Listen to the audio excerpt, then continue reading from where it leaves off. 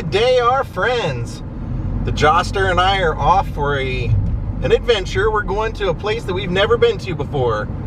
We are going to Daytona Beach. Gonna explore some sights around there. Daze with Jordan the Lion and the Joster begins now. I would say we found it. Hello, Daytona Beach. Here's the Daytona International Speedway, but we are not doing that today. Where we're gonna go first is a little on the north side of Daytona Beach. We're going to Ormond Beach.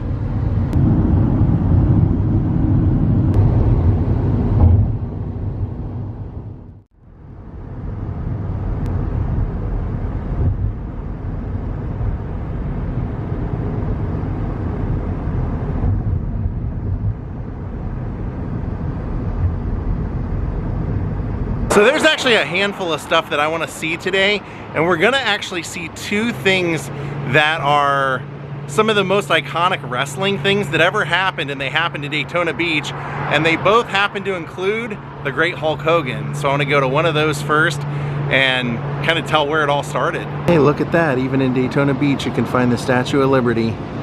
Just a little different looking. Watch out for golf carts. So up and down this stretch of the beach that we've been driving along, it's been bars and cantina as far as the eye could see.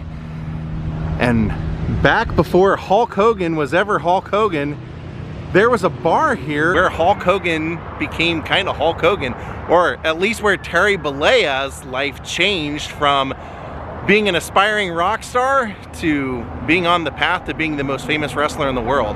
You see, right here was a bar called The Other Place, and Terry Bollea, when he was in junior high school, realized he wasn't an athlete and he loved music, so he started learning guitar, and he had long hair and joined a band, and the band ended up bringing in another guitar player that was better than him, so he either had to learn bass or he had to leave the band. So he learned how to play bass guitar, and throughout junior high and high school he was in bands, and for 10 years of his life he was a traveling musician and would actually play in a band called Ruckus. He said he took the best members out of all the bands in his high school. He said there were like 6 different bands in his high school, took all the best members and formed Ruckus, and they would play all over the Tampa area. Now, they got a reputation for being really good, and a lot of the wrestlers would go out to the nightclubs to meet women during those days. And one night, Jack Briscoe, the famed wrestler, the legend,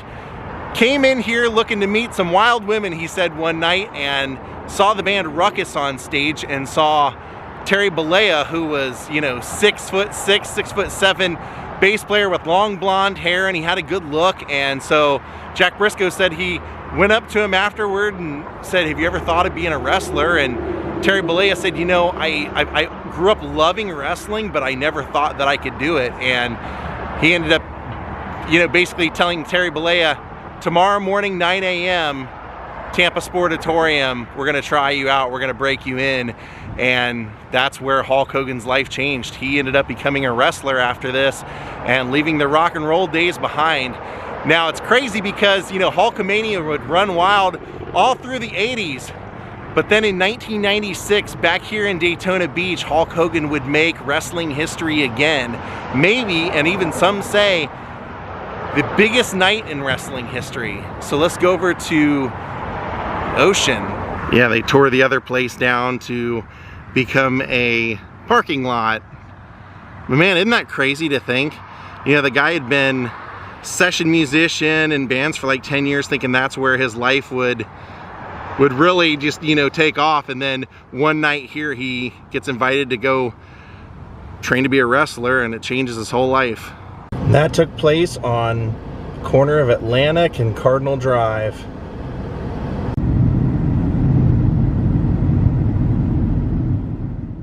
There's some interesting theming of some of the hotels and resorts down here. I'll show you. Look at the Tiki Guy theme up here in the Best Western. Over here at the Hawaiian Inn, they have kind of a cool Tiki theme as well. Holy cow, look at that one. It's like the front of a Viking ship, the entryway. You drive in underneath that. So here we are, we've arrived over at the Ocean Center. Scene of 1996 Bash at the Beach. So it was actually in July of 1996.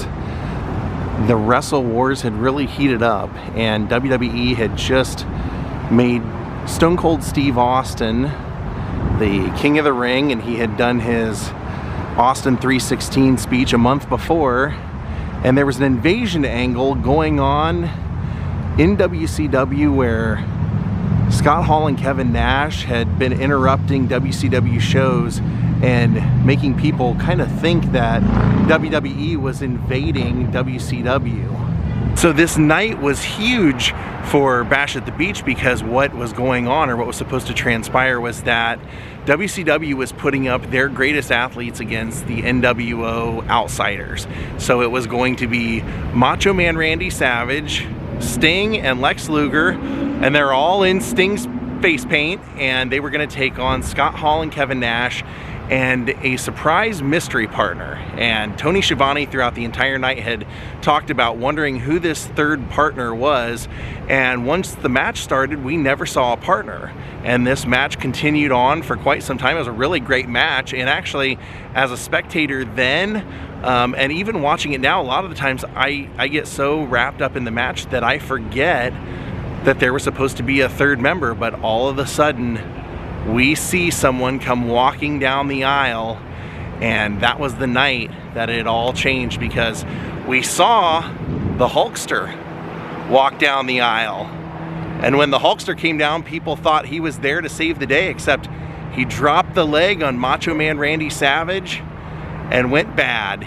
He cut his promo with Mean Gene Okerlund saying that he made the organization in New York a lot of money, and he was promised a lot of things, and he was bored. And with all the trash that was thrown into the ring from the fans, he said the fans could stick it. I never thought in my life we would ever see Hulk Hogan in the red and yellow come out and go from being the world's favorite wrestler to being the most hated man in the world. But it happened right here at the Ocean Center that night. So after this, Hulk Hogan would no longer wear the red and yellow any longer. He would always don the black and white NWO, and this is actually where he called it the NWO. He came out and said it is now a new world order of wrestling, and it was going to be a new world organization. He referred to it several times. A lot of people believe between that and Hulk Hogan slamming Andre the Giant, those are the two most important things in wrestling history in our modern age. So kind of cool to see the Ocean Center is still here in Daytona Beach, where Hulk Hogan went rogue and went heel and became Hollywood Hogan. Now we're going to take you over to the beach and check out the boardwalk. What do you say? You happy? Funny thing is, two highly momentous occasions in Hulk Hogan or Terry Bollea's life having to do with wrestling both happened on Atlantic Avenue. Here we are, we've made it over to the boardwalk. Here's an old faded sign for Joyland Arcades, which is unfortunately no longer open.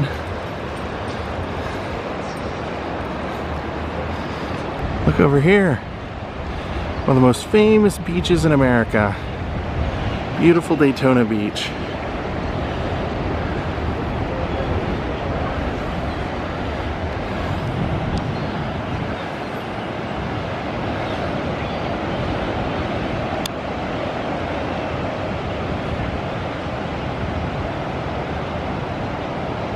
You needed to get out and get some nice beach air, didn't you? Are you having a good day? Are you happy? Are you excited? I see some more games and things like that down here I want to check out. Looks like there's some Mardi Gras themed stuff. There it is. The Mardi Gras Fun Center. I like it. I love the theming. Looks like there's a lot of food options and games and all kinds of birds. Lots and lots of freaking Hitchcock birds. Holy smoke. Ooh, corn dogs. I love it. So cool. Nice old-fashioned boardwalk amusement center. You can even do the fun photos.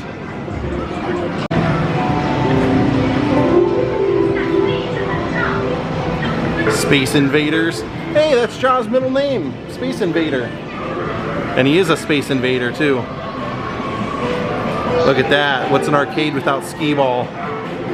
Oh, look at this, a Hollywood Reel themed game. He's out of here.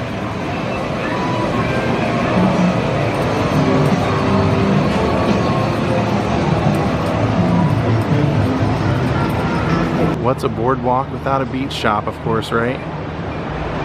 They got some pirate themed stuff here for the beach. Looks like Colonel Sanders has been getting high. Oh, he has my sunglasses. How about that? Then over here is their Pizza King pizza restaurant.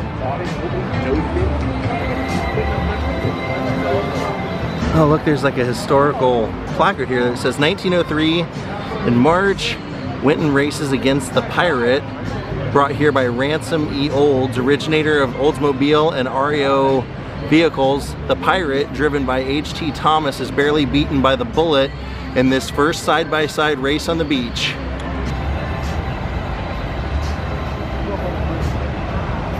Think of that, when they used to have races on the beach.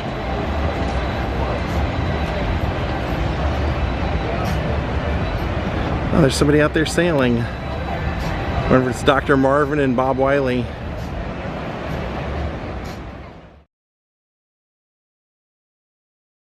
Whoa!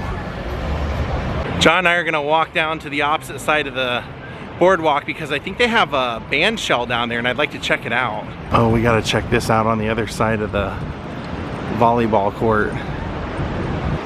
Wow, take a look at that. That's amazing. It says Daytona Beach up there in the clock.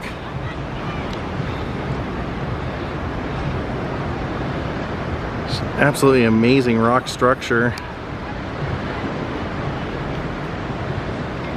Since you can go walk through it, I think we're gonna.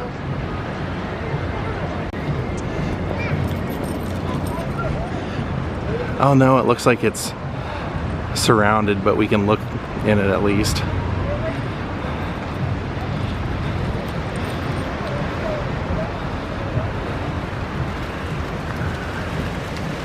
Sir Malcolm Campbell, honoring his land speed record of 276.82 miles per hour achieved on these sands in 1935. Land speed record, huh, Clark? And it looks like the band shell is right over there. This is a nice, fun, calm, relaxing walk, of course. Some people out here enjoying it, but not a ton. I mean, granted, it's January, so it's gonna be cold. So right before you get to the band shell, they actually have a dedication to a bunch of the racers and honoring the start of the Daytona 1959 Daytona 200. Over 100 riders competed on the 4.2 mile course each year. These 12 men were the Daytona 200 winners from 1937 through 1960, when this race ran on the beach and South Atlantic Avenue, 9 miles south of this spot. In 1961, the race was moved to the Daytona International Speedway. The man in the red hat. I mean, it's crazy because every single one of these is remembering.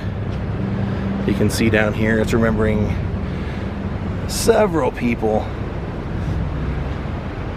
Nice. Interesting piece of history, huh? And then the band shell is right over here in Ritchie Plaza.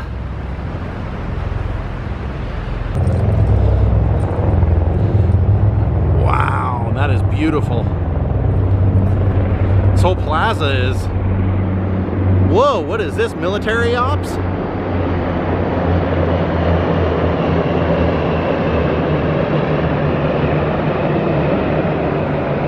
I thought we were allowed to look around the band shell, I'm sorry.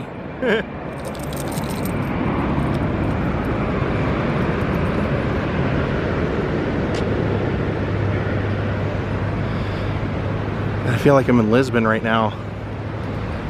There's the ocean side.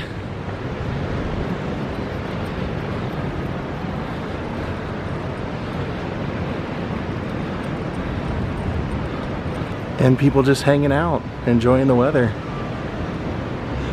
I would love to see a performance here. Music or something with vocals, or something to take advantage of the clamshell. All right, kid, we got more to see. You ready to go see some more stuff?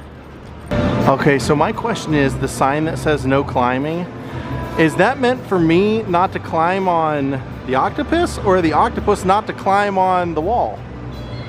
They gotta be a little bit more specific, I would say. All right, we got a couple more stops, John. A couple more things I want to see with you. Holy cow. I'll stay away from that fun center. I don't like those slingshot type things like that. Whew.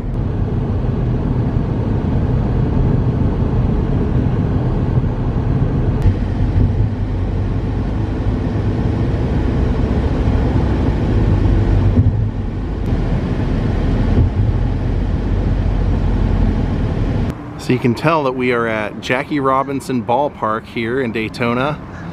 This is the home of the Daytona Tortugas.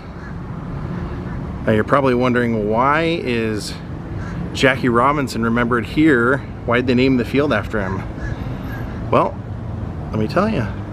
So the reason that it's named after Jackie Robinson is because this was the first stadium, and Daytona Beach was the first city in Florida that would allow Jackie Robinson to play with the white players. 1946 spring training season came around, and he was signed to the AAA Montreal Royals, who held spring training in Florida with the Brooklyn Dodgers. Both Jacksonville and Sanford locked their stadiums to the Royals and forced the cancellation of scheduled exhibition games due to it being mixed color athletics. Daytona Beach permitted the game, which was played on March 17, 1946. And this is actually apparently currently known as the oldest consistent active ballpark in minor league baseball. And it looks like they are currently using the field for something right now. It's not baseball season, so it's winter ball or something like that, but there's the historic field.